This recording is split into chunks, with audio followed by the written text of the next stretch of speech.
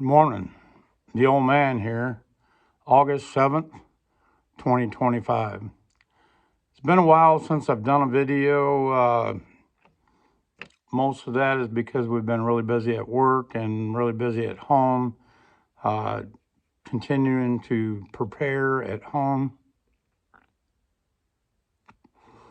I did finally, a while back, get that cow I was talking about, and that worked out really well.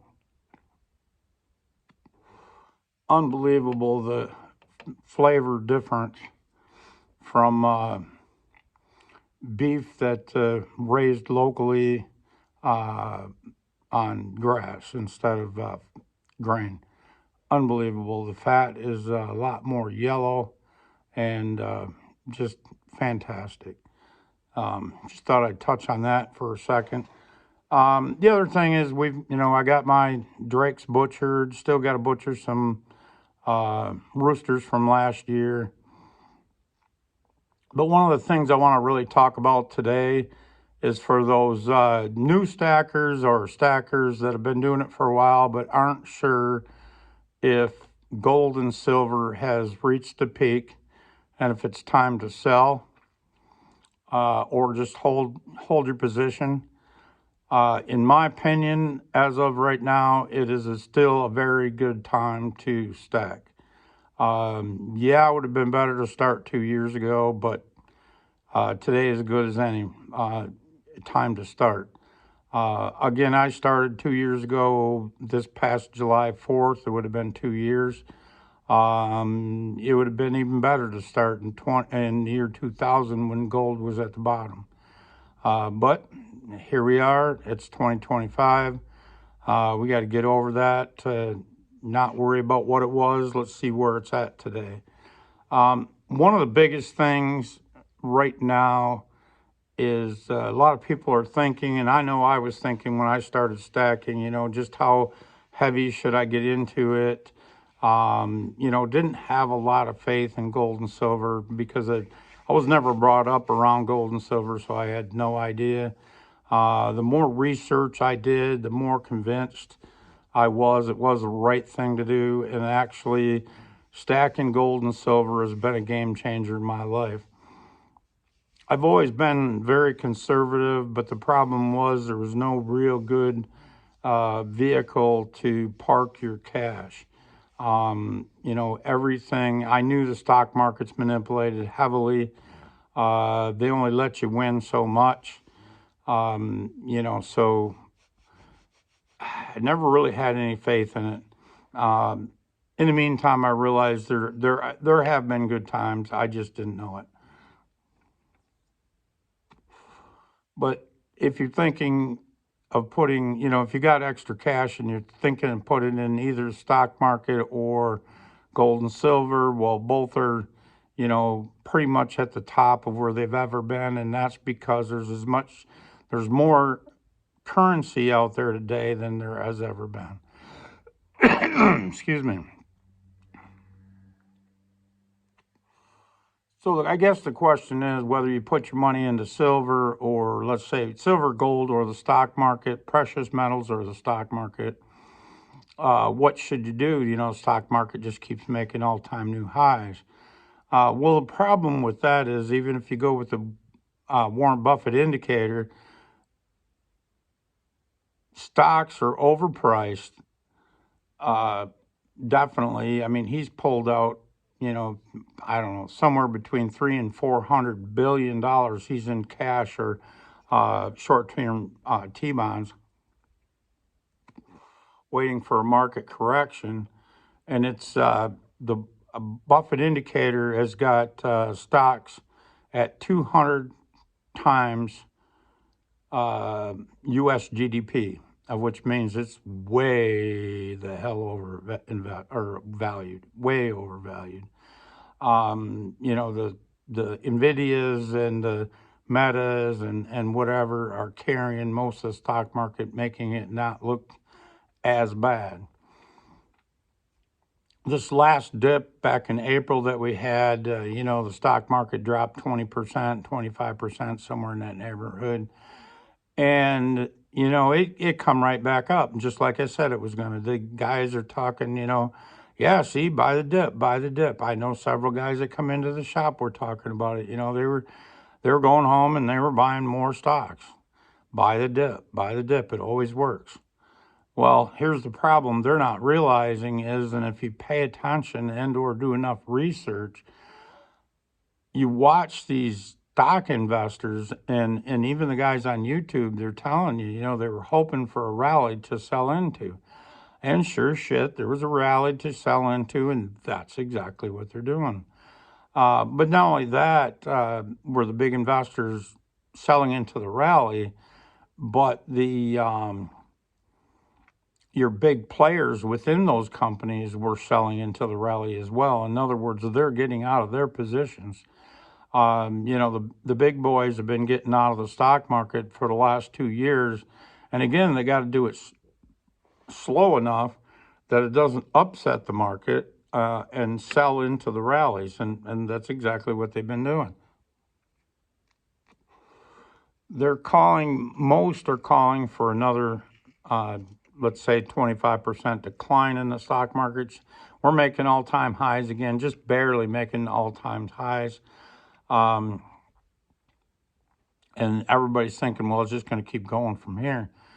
Well, I don't see it that way. I think this time around, it's going to take another 25% dip, thereabouts, 30%, something like that. There will be a rally, but I think you'll see lower highs and lower lows.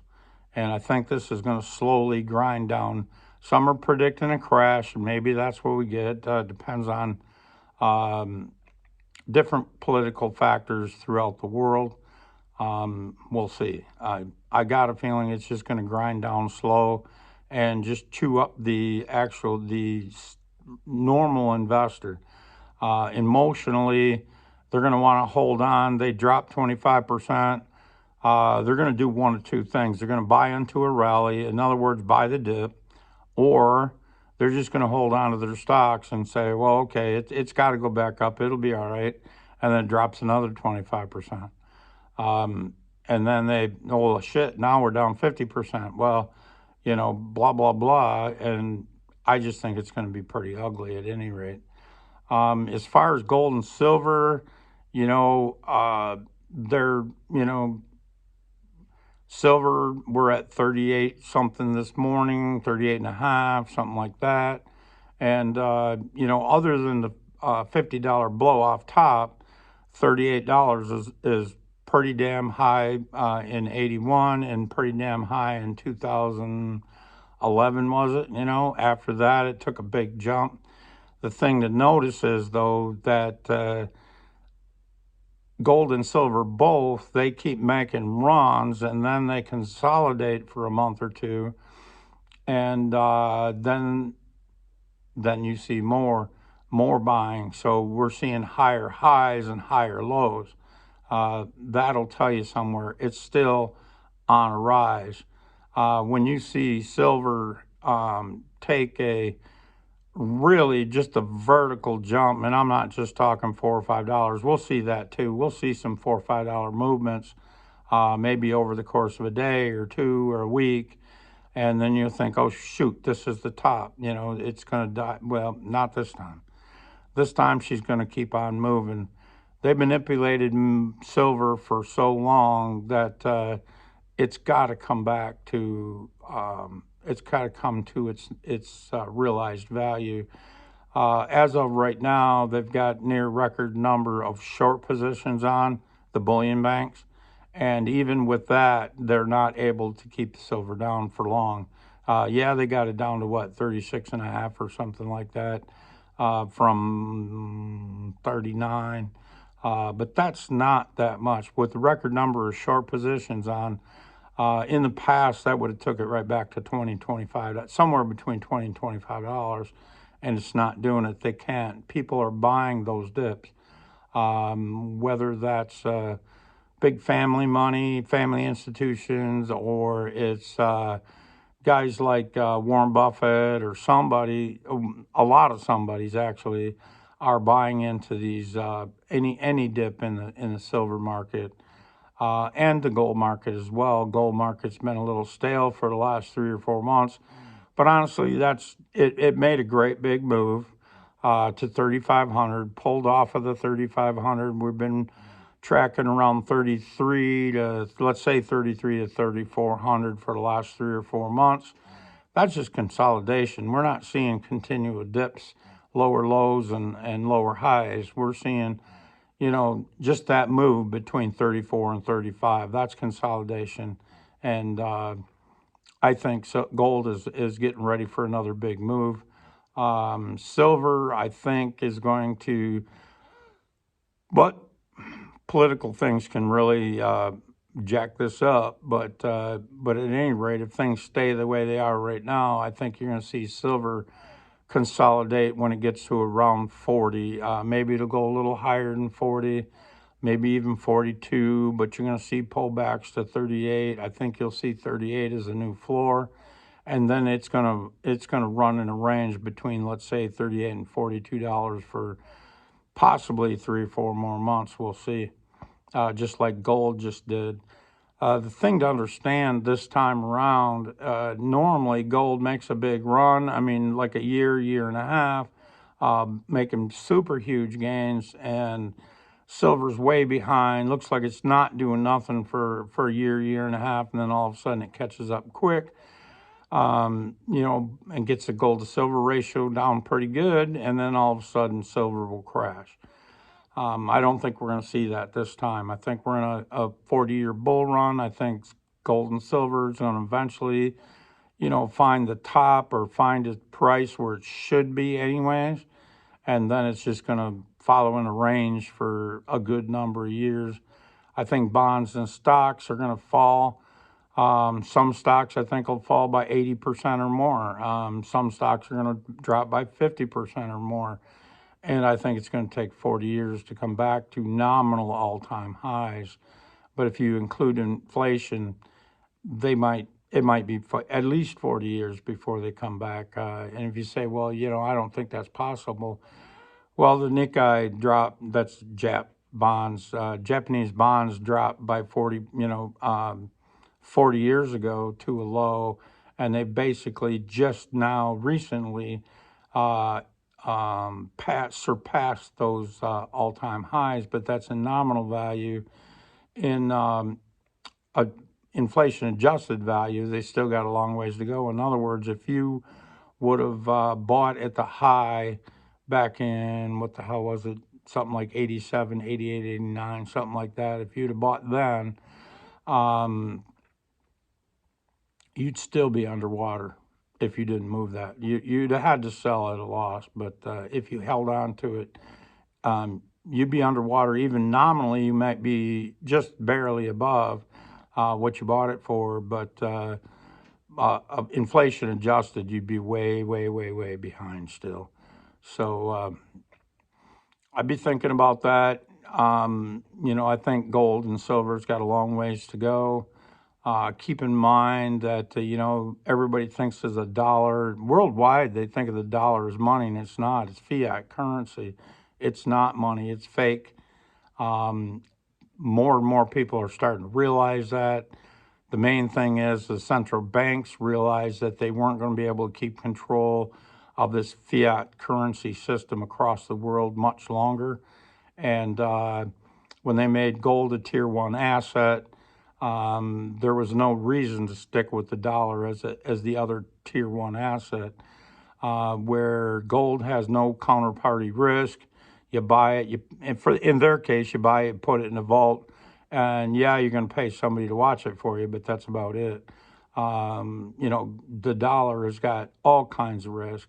In fact, we all know they've been debasing the dollar for, at least since 73. They've really been doing a good job of debasing the dollar. But honestly, they've been debasing the dollar since 1913, 14, when the central bank was first established. But they're coming to the end, and they know they're coming to the end. And therefore, they made gold a tier 1 asset. Is gold better than silver to stack? I would say yes. If you were back in the year 2000, Gold has actually done better than silver. However, today in 2025, silver has been held back so much that I think we'll see a big surge, and we'll see much higher gains in silver than you will in gold. Gold will see gains, but silver will see higher gains. So at this time, especially, here a little while ago, we had 105, 106 to 1 GSR, gold to silver ratio. Now we're at roughly, I didn't check this morning, but let's say 87, 88, 89, something like that, maybe even 90. I don't know. It's somewhere in that neighborhood. With that, silver's still the better deal. It's a better investment at the moment. Um, so if you have no gold, maybe it'd be a good idea to buy some gold. But if you have a fair amount of gold and you want to be more speculative, I'd be buying silver. And a lot of people are talking about, well, we just don't have no money. Well, let me tell you, I see so many people waste money every day. It's ridiculous. And I'm sure those people are all saying, I'm broke. I can't afford nothing. I'm living paycheck to paycheck. Well, if that's the case, you really need to sit down and look at your finances because obviously you're wasting money somewhere. And I think I've seen people that just buy, prepared meals every day. I see people that buy, which is probably 3 or 4 times what you could pay or what you would pay to make a better meal yourself. Even as far as me, I know I should quit smoking, but so far I haven't managed to do that. But I roll my own cigarettes, and that's probably, maybe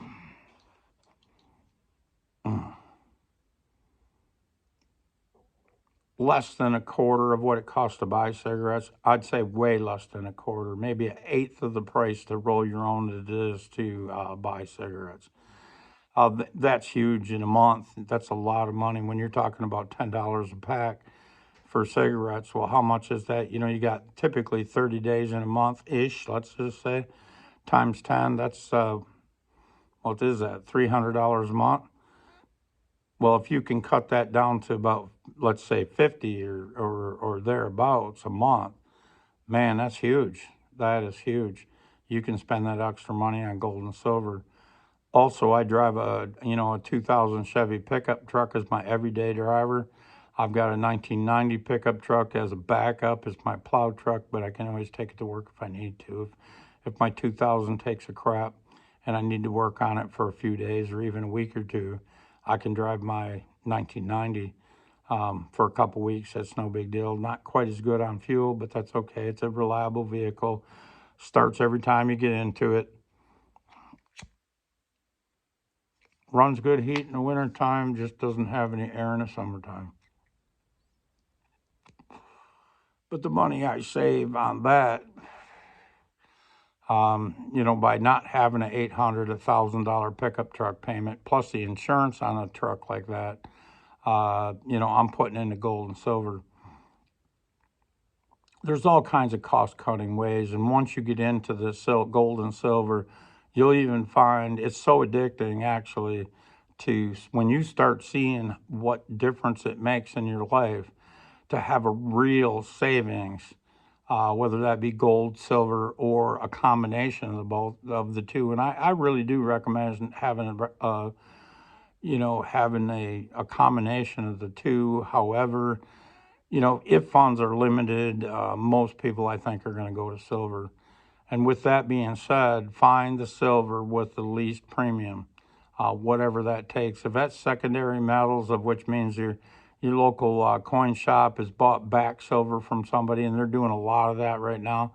He's probably buying that $1, $1.50, $2 back a spot, and if you should be able to buy most silver today at spot.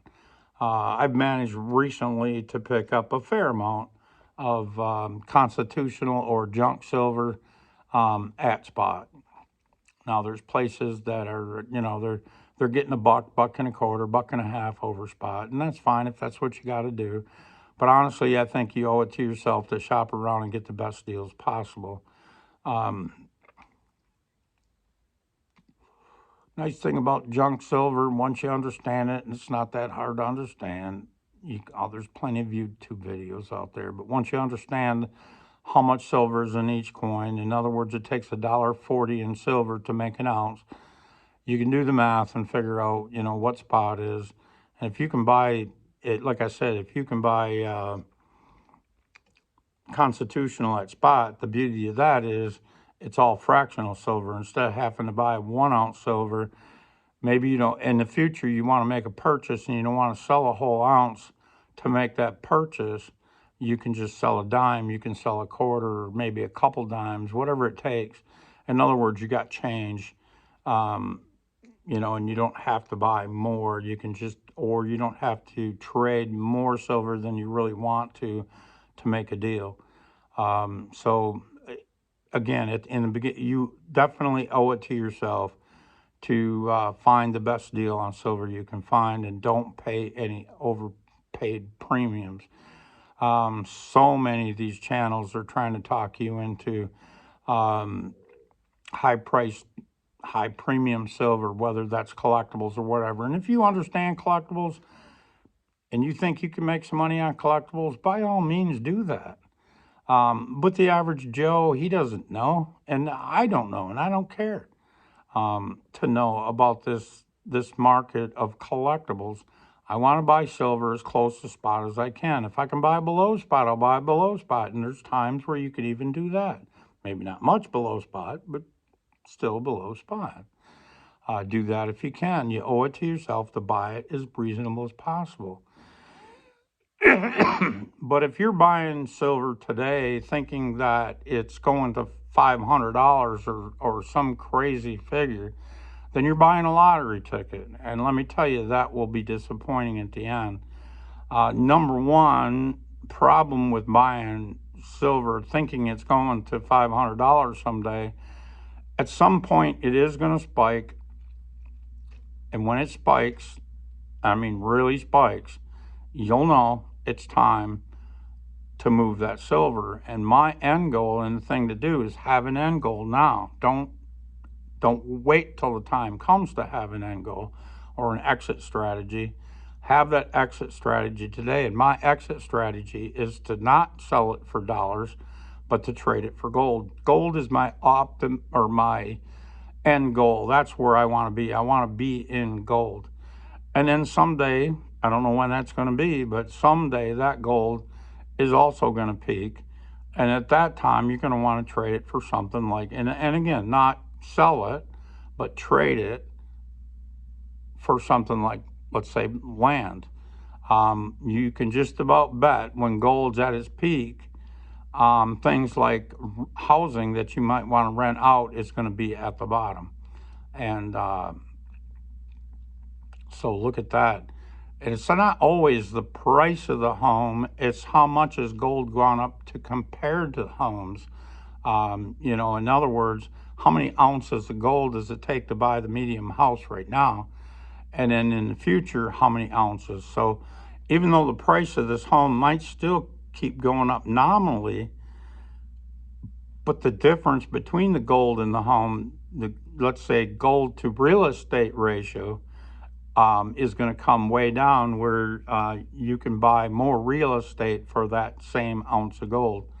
I'm not saying it's going to go to 1-to-1 where you can buy a house for an ounce of gold. That's not what I'm saying at all. You hear that a lot. They keep going back to the Weimar Republic where, after World War One, the German mark, I think it was called, had collapsed, or they had hyperinflation. And if you had an ounce of gold, you could trade it for at least a house. They say even more than that, but whatever. I don't think it's going to get there. We'll see. But the one guy I was watching, and he kind of makes a lot of sense. His channel is called Peak Prosperity. I can't think of his name off the top of my head. But he was talking with Mike Mahoney the other day, and one of the things I got out of that interview was he thinks that the day is coming, like you could buy farmland.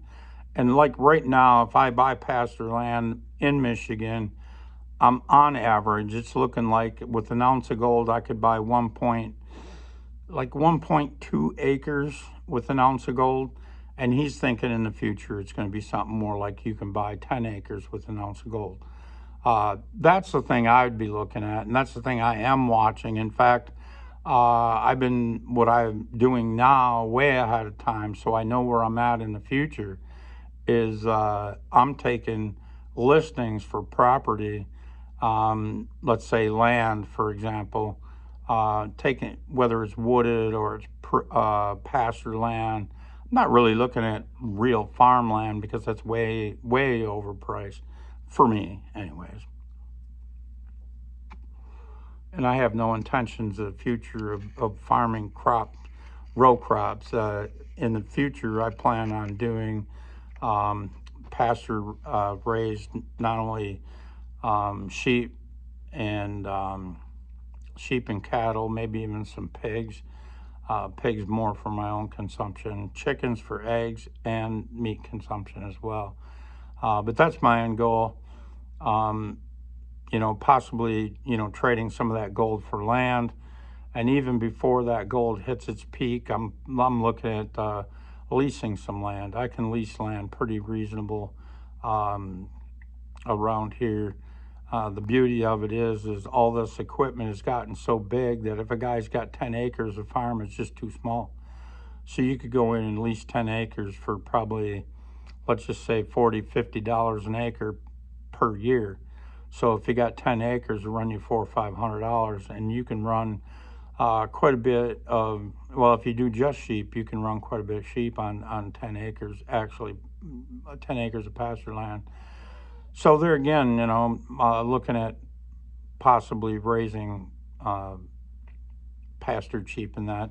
I think as supply chains break down across the world due to tariffs, trying to get everything to come back here to the States, or majority coming back to the States, we're going to need more local meat. It's not going to be profitable to run it clear across the country or bring like beef up from South America, bring it into the United States and process it. I just don't think we're going to see that. It's not going to pay. So I guess the moral of this story really is that, if you think the price of gold and silver is too high and there's no sense stacking now, it's too late, I think you're mistaken. I think we got a long run to make yet, and it could be a 40-year run where gold and silver holds its value for the next 40 years. It's going to peak out somewhere, but if it doesn't make a fast peak like in 81, and it doesn't make a fast peak like it did in 2011, I think it's just going to keep inching its way up, inching its way up, inching its way up. Let's say 5 steps forward and 2 steps back, and 5 steps forward and 3 steps back. I think it's going to keep going that way. And basically the dollar is going to lose more and more value. They'll have to print more here in the near future. So I think it's just going to keep holding its purchasing power, where the dollar and anything that derives from the dollar, in other words, stocks, your only option when you sell a stock is to sell it for $1. Well, then what are you going to do with that dollar? If you hold on to it, it's losing purchasing power. You're going to have to turn it into something. The only thing that's going to keep continually to hold its purchasing power is going to be gold and silver, and in the end goal being gold. It will move farther. It may not move faster, but it'll move farther in the long run than silver will. But in the near term, I think silver is going to make a really, really good run that's going to outperform gold by 20, 30, 40%. So it'll be significant. And at that time, when it stalls, maybe that's a good time to start trading that gold for silver. And you can bet your butt I'll be talking about it on this channel when I see that that gold to silver ratio drop to even 20. Even 30 or 40, we ought to be thinking, oh boy, it might be time. And maybe we move some of our gold into things like property, real estate, But as it gets down to 20, and I think we will eventually hit 20 now, that might be 10 years from now. I don't know. But when it gets to 20, I think it's all in on gold and trade it for real estate or something like that. So it may be a long time down the road. And that's the other thing about gold and silver. If you're buying it like you would a lottery ticket and think you're going to get rich tomorrow or next week or next year, then just go buy a lottery ticket. Cut the middleman out. Don't bother buying gold and silver. If you're thinking it's a lottery ticket, you're going to be disappointed anyways. You might as well go to the 7-Eleven, buy a lottery ticket, and be disappointed immediately. But at least you're not going to bitch about being a loser. When you buy gold and silver, and it takes a little dip of $3, $4, $5 for, a couple weeks or even a couple months, and you're crying in your beer that that I shouldn't have done this, and then you sell it and you take a loss. You bought it for the wrong reason. That's the thing. Uh, Basically, what I do is when I buy it, I look for the best price I can find at the time. And afterwards, if it goes down some, that's beautiful. I'll buy more at a lower price. That's fine. I don't mind. That's like right now, joking with a buddy of mine. I wouldn't mind if silver went back to $28 an ounce, and I would load it up. I would load up because I know where it's going long term. Now, do I think it's going there? No, I don't. I really don't. If and when the stock market takes a major shit, I think silver and gold's going to go down. That's just a buying opportunity. Just a buying opportunity. Load up at that point as much as you can. And the main thing to know about gold and silver is basically holding your value, your purchasing power, I should say. And it's not a lottery ticket. You're not going to get rich overnight. No matter what the price is, if it holds its purchasing power in the future, you need to turn it into something else. Beautiful. If you have dollars, the dollars are going to buy so much less a year from now, 2 years from now, that you'll regret holding on to those dollars. And the same thing, with stocks. Gold and silver is way outperforming stocks right now, even though we're back to new all-time highs. Gold and silver is outperforming stocks. Um, and then, if you see another 25% dip in the stock market, and I know we will, or at least I think we will. If you take that consideration, the stock market took a 25% dip in gold and silver. Let's say they make another 25% run by the end of the year. How much are you up if you bought gold or you traded stocks for gold? You're up pretty damn good compared to the guy that held on to his stocks. And when they say at the end of the day, the WEF or the World Economic Federation, they talk about you'll have nothing or you'll own nothing and you'll be happy. Well, I don't know about the happy part, but the average person that's totally everything they have is due to debt. In other words, the bank really owns it. The bank just lets them play with it as long as they're making their payments. When everything takes a shit, and eventually it will, these job numbers are coming out and they're more truthful now than they have been in a good number of years. And that's what Trump, he just fired the Bureau of Bureau of Labor statistics. He just fired the director of that, and that's for a good reason. Trump wants and needs the truth to come out, and you need to know the truth. The truth is the numbers have been propped up for a good number of years. It's all a lie. And that's why the stock market's been going up. Actually, the stock market should have crashed years ago. That's what the pandemic was all about. It was covering up another a crash that was coming at the end of 2019. Whether you want to believe that or not, whatever, I don't care. It doesn't matter to me if you believe it.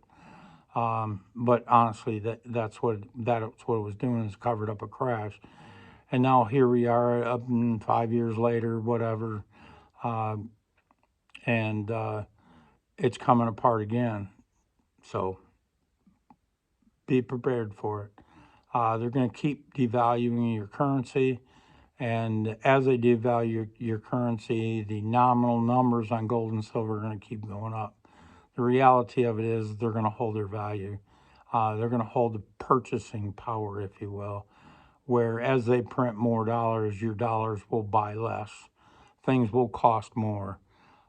Things that you need will cost more.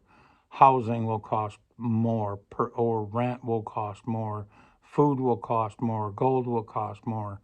But stupid things that you need to borrow money for, like a side-by-side or a boat, a car, things like that. Well, not necessarily a car, because car is something you need. So that price will probably keep going up on cars. But, stupid shit you don't need is going to go down because nobody's going to be able to afford to buy it cash. And the banks aren't going to loan money on it to people that are laid off. So, well, must be close to time to get to going to work. Good seeing you guys again. Have a great day. Goodbye.